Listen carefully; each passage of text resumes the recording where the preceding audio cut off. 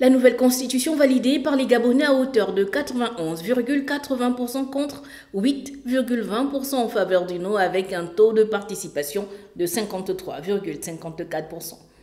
Le référendum du 16 novembre dernier a respecté les conditions de transparence démocratique. Cette actualité a constitué l'essentiel des échanges entre le président de la transition, le général Brice Clotaire, Oligui Nguema, et les présidents des différentes chambres du Parlement de la transition.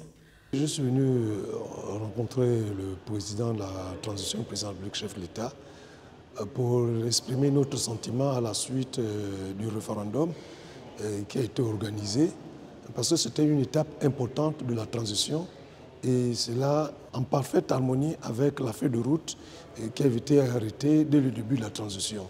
Nous avons transmis au président de la transition, au président de la République, chef de l'État, nos admirations quant à cet acte important qui marque une position ferme de la République gabonaise de sortir assez rapidement de la transition. Les 173 articles de la nouvelle loi fondamentale sont le fruit de la volonté du peuple gabonais qui s'est exprimé au cours du dialogue national inclusif.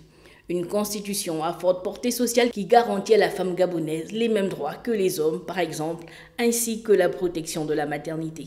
Nous avons relevé le fait que cette constitution a, pour les femmes, consacré l'égalité en droit entre les hommes et les femmes et qu'à ce titre, on doit en tenir compte dans toutes les décisions qui devront être prises en ce qui concerne la femme et l'enfant.